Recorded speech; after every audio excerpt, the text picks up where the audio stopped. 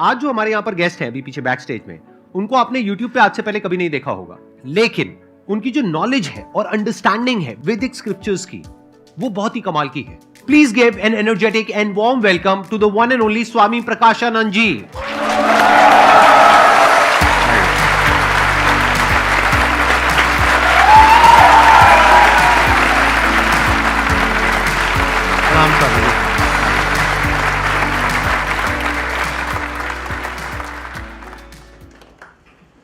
आप थोड़ा सा बताएंगे अपने बैकग्राउंड के बारे में, अपनी जर्नी के बारे में, कैसे आपने इस पाथ को चूज किया? मैंने मेरी लाइफ में वेटरनरी साइंस में ग्रेजुएशन किया, उसके बाद में पोस्ट ग्रेजुएशन किया। बट इंटरेस्टिंग थिंग ये हुई कि जिस दिन मैंने कॉलेज ज्वाइन किया एज अ लेक्चरर, तो उस दिन मेरे मन में पीछे एक थॉट आया। भगवत गीता का जो शुरुआत है वो ये ऐसा है, अशोचान अन्वशोचस्तम प्रज्ञावातांश्च भाषसे गतासून अगतासूंश्च नानुशोचन्ति Pandita.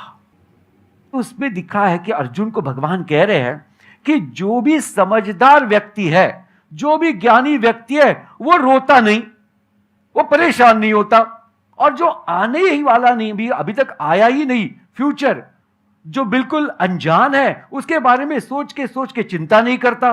This hit me like anything. मेरा ये माय गॉड कि हम तो अभी थोड़ी थोड़ी बातों से बड़ा हमको परेशानी होती है, बड़े सुख और दुख में हम बहुत सारे उलझ जाते हैं। तो तब से मैंने सोचा कि नहीं, मुझे तो बस भगवत गीता की पढ़ाई पूरी करनी है। तो मोड़ यहां से आया कि ऐसे धीरे धीरे जब मैं चलते गया तो रास्ते खुलते गए, और आज मैं यहां हूं।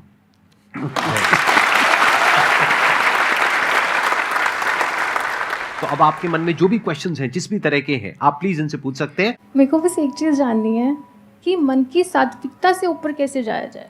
कितने चाहते हैं कि इस क्वेश्चन का आंसर दिया जाए? बहुत सारे लोग सोच रहे होंगे अभी हम सात्विक तो हो जाए पहले। अभी तो हम तामसिक और राजसिक के आसपास कहीं घूम रहे हैं। देखिए, पहले मैं सारे लोगों के लिए बता दूं कि ये सात्विक चीज क्या है। जहां सेल्फलेसनेस होता है, यानी निस्वार्थ भाव।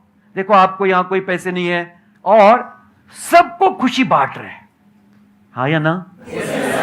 सो दिस इज कॉल्ड एज सात्विक गुण। और इसके बदले में ये क्या चाहते हैं? कुछ भी नहीं। तो जो व्यक्ति ऐसे मुकाम पे पहुंच जाता है, वो समझ जाता है how to live in joy and not for joy. और अगर मैं बहुत आगे जाऊं और इसको एक्सप्लेन करूं कि जो शुद्ध सत्व में हो जाता है, जो अपने ही स्वस्वरूप का अनुभव कर लेता है, जिसको आत्म साक्षात्कार कहते हैं, तो वो होती है स्टेज ये कि जहां व्यक्ति सत्व को भी लांघ कर जाता है। और यहां पर स्वामी जी, अगर आपकी परमिशन हो तो मैं थोड़ा सा ऐड करना चाहूंगा। इसके लिए जरूरी नहीं है कि आप सब कुछ छोड़ दें, यानी कि जो भी आप कर रहे हैं उसके साथ साथ में भी आप जो स्क्रिप्चर्स हैं उनको स्टडी कर सकते हैं। जैसे कि पास्ट में जो भी लोग हुए हैं जिन्होंने इस तरीके से अपने आप को रियलाइज किया है, इसको आत्मज्ञान बोलते हैं, उनकी बुक्स आप पढ़ सकते हैं। तो उसके लिए ऐसा नहीं है जरूरी कि आपको सब कुछ छोड़ना ही पड़ेगा। हर इंसान की अपनी पर्सनल चॉइस है, but it is not a pre requisite कि ये करना ही पड़ेगा तभी वो होगा। Am I right, Swami ji? Yes, fantastic. I would like to add something more. Please. कि छोड़ना क्या है? हमारे जो गलत विचार है, जो हमने अनेक प्रकार से ग्रहण किए या we have developed it, तो उनको सिर्फ गलत विचार को, यानी अज्ञान को छोड़ना है और ज्ञान को पाना है। इसलिए वो कोई भी स्टेज में हो सकता है। Excellent. सर, मेरा क्वेश्चन ये है, मैंने अभी कुछ दिन पहले हीलिंग सीखी है, बट जब तक हम सीखते हैं तब तक हमें अच्छे से शांति मिलती है, सब कुछ हमें अच्छा फील होता है। बट जैसे ही हम उन सब चीज़ों से दूर हो जाते हैं, ऑब्वियसली हमें ये पता चलता है कि नहीं, ये सब चीज़ें शायद हम कर ही नहीं सकते। ये क्वेश्चन हम स्पिरिचुअलिटी में और माइंड से रिलेटेड जो क्वेश्चंस होते हैं वहां पे जरूर पूछते हैं और बार बार पूछते हैं। ये क्वेश्चन ठीक नहीं है। क्यों? क्योंकि ये क्वेश्चन बिल्कुल ऐसा है कि मैं स्विमिंग सीखने के लिए गई, मैंने 2 दिन तक ट्राई किया, मैं नहीं सीख पाई, तो मैं क्या करूं? तो मैं क्या जवाब दूंगा? तीसरे दिन जाओ, आपने कहा मैं 3 दिन गई, 5 दिन गई, 10 दिन गई, नहीं सीख पाई, अब क्या करूं? तो मैं क्या कहूंगा? 11वें दिन जाओ, जाते रहो जब तक नहीं सीखते। ऐसे ही स्पिरिचुअलिटी में या माइंड के लेवल पे या मन के स्तर पे, बुद्धि के स्तर पे आप कुछ भी अचीव करना चाहते हो, यानी किसी भी तरह की कोई भी स्टेबिलिटी, मन की स्थिरता या बुद्धि के लेवल पे एक समत्व भाव, आज आपके साथ बैठ करके मेरे अंदर से ऐसे ऐसे वर्ड्स निकल रहे हैं जो नॉर्मली नहीं निकलते हैं। बुद्धि के स्तर पे अगर आप कुछ ऐसा करना चाहते हो तो उसके लिए वक्त लगेगा, उसके लिए समय लगेगा, but it is worth it. Never think कि there will be a point जहां पे you will say I have arrived. अरे नहीं, ऐसा कभी नहीं होता है, बस बेटर होता रहता है। जैसे आज जो एक अच्छा क्रिकेटर है वो एक गली में जो आदमी क्रिकेट खेल रहा है उससे बहुत बेटर है, ये कहा जा सकता है, बट ये नहीं कहा जा सकता कि वो बेस्ट है। क्यों? क्योंकि उससे अच्छे भी बहुत बैठे हैं और वो जो आज बेस्ट है कल वो वर्स्ट भी हो सकता है। Perfection is a myth as far as our lives are concerned. वो कभी भी परफेक्ट नहीं हो सकता है, तो you have to keep working on it to make it better. Sir मेरा एक क्वेश्चन है, सभी बड़े बड़े गुरुज, बड़े बड़े बिजनेसमैन सभी भगवत गीता को प्रमोट करते हैं जी। मैंने काफ़ी बार ट्राई किया, मैंने 8-10 बार कोशिश की उसको पढ़ने की, लेकिन नहीं, कंसिस्टेंटली नहीं पढ़ पाते और कभी मैं 2 चैप्टर से ज़्यादा नहीं पढ़ पाया। तो आप ऐसा कुछ सॉल्यूशन बताओ कि हम जो यंग यूथ बढ़ रहा है वो मतलब भगवत गीता को अपने अंदर कैसे उतारे और उसका एक ऐसा सॉल्यूशन मिले कि हम उसको पढ़ तो हम नहीं सकते क्योंकि हमारे में इतना पेशेंस नहीं है कि हम पूरी बुक पढ़ पाएं।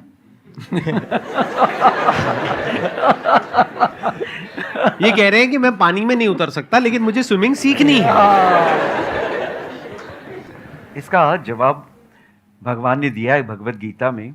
जब अर्जुन ने पूछा कि भगवान ये जो आप बता रहे हो बड़ी बड़ी बातें, ये समझ में तो आ रही है बट मेरा चंचल मन है वो समझ में पूरा नहीं आ रहा है, तो भगवान ने एक सिंपल सा उत्तर दिया, अभ्यासेन तु कौन्तेय वैराग्येण च गृह्यते। यानी अभ्यास यानी सतत प्रैक्टिस। परफेक्शन जो चीज है ना उसको ऐसे समझा जाता है, perfection is a path which is always under construction. जैसे आप यहाँ आते हो और संदीप जी के सारे वीडियोस आप देखते हो, सुनते हो, तो आपके मन में फर्क पड़ा कि नहीं? तो इसका मतलब है धीरे धीरे धीरे धीरे अगर आप लगन से उस कार्य को करते चले जाओगे तो एक दिन आपको वो समझ में आ ही जाएगा। सर मेरा सवाल ये है कि सर जैसे हम कहते हैं ना कि अगर आपको स्पिरिचुअल पाथ में आना है तो उसके लिए ना आपको जो मोह है, मोह माया जो होती है, attachment to people you love a lot, तो उसका त्याग करने की ज़रूरत पड़ती है। तो सर जैसे अगर if I am there, I am very family oriented person, तो सर फैमिली का वो त्याग या उनसे वो अटैचमेंट कम करना, क्या ये पॉसिबल है इंसान के लिए कि वो कर सकता है उसको? अटैचमेंट को हिंदी में आसक्ति कहते हैं। मैं एक उदाहरण दे रहा हूँ कि जैसे लोग बोलते हैं कि सुबह की चाय के बगैर तो सुबह हो ही नहीं सकती। Yes or no? बड़ा कॉमन डायलॉग है, राइट? तो दिस इज सिंपल एग्जांपल। अभी बचपन से तो ये व्यक्ति ने चाय पिया नहीं है, कभी एक दिन शुरू की है, तो अभी क्या हो गया ये चाय के हिसाब से कि उसके शरीर में ऐसे चेंजेस हो गए हैं कि उसके लिए वो ड्रिंक पूरी तरह से अभी जरूरी हो गया। तो क्या हो गया, बार बार करने से। अभी हमारे मन में एक ध्यान में आना चाहिए कि जो आसक्ति होती है, आसक्ति का कारण है कि इनसे मुझे सुख मिल रहा है। जो जो लोगों से मैं आसक्त हूं या जो जो चीजों से मैं आसक्त हूं उनसे मुझे सुख मिल रहा है। अभी हम ये सुख को थोड़ा एनालाइज करेंगे। Are you ready? देखिए किसको हम सुख कहते हैं कि जब मेरी इच्छा पूरी हो जाए तो मैं बोलता हूं आहा मैं बहुत खुशी हूं, और जिस दिन मेरी इच्छा पूर्ण न हुआ तो बोलता मैं तो बहुत दुखी हूं। है ना, सिंपल सा रीजन। अभी समझो जिससे जिससे आपकी आसक्ति है वो कोई आपकी इच्छा पूरी ना करे कभी भी तो दुख होगा, फिर उससे आसक्ति रहेगी? नहीं रहेगी। नहीं रहेगी। तो थोड़ा ये जानना पड़ेगा कि अब थोड़ा अध्यात्म, हाँ, वेरी इंपॉर्टेंट पॉइंट, कि जो सुख आ रहा है वो एक्चुअली बाहर से नहीं आ रहा है। It is my wrong notion that I am becoming happy because of something. No, it is just because I am not understanding कि एक कोई मेरी विश है वो पूर्ण हो रही है, और जो विश पूर्ण होने के बाद कुछ समय मन में जो शांति है वो सुख का एहसास करा रही है। ये बात समझना बहुत जरूरी है कि जो मैं एक्सपीरियंस कर रहा हूं हैप्पीनेस का, वो it is not because of some object और because of some person, it is because the nature of my own self is happiness. धीरे धीरे अगर हम इस बात को समझने लगे तो हमको पता चलेगा कि अभी जो मैं लोगों के साथ रह रहा हूं, तो yes, they are with me, and you cannot just stay alone in the forest. No one can, because human beings are staying in this world as an interdependent entity, right? तो डिपेंडेंस रहने वाली है, लेकिन psychological जो dependence है वो हमको आसक्ति कराती है कि यही व्यक्ति जो है यही मुझे सुख दे रहा है, अगर ये चला गया तो मेरा क्या होगा. तो ये जो हमारी रॉन्ग नोशन है, ये जो गलत फहमी है, शायद इसकी वजह से हम उसी व्यक्ति से आसक्त होते. अगर ये हमने दूर कर दी कि सुख तो जो हैप्पीनेस मैं कहता हूं वो तो मेरा ट्रू नेचर है, यानी मेरा अपना ही एक अंदर का ऐसा स्वभाव है, और जो ये सब मेरे साथ है, they are all co passengers, this is the best journey in the life. So when they are there, let us be friendly with everyone and let us give our best to everyone. So अपने आप से फिर आसक्ति नहीं रहेगी, but you will start giving your best. अभी जो स्वामी जी ने कहा, मैं उसी बात को थोड़ा सा आगे एक्सटेंड करता हूं. जितनी छोटी इच्छा होती है और वो जब पूरी होती है तो कुछ देर तक आपका मन शांत हो जाता है. ऐसा होता है, नहीं होता है? जैसे भूख लगी है बहुत तेज, एकदम से खाना मिल गया तो कुछ देर तक उसके बाद में मन शांत हो जाता है, तब तक जब तक कि दोबारा से भूख नहीं लगती है.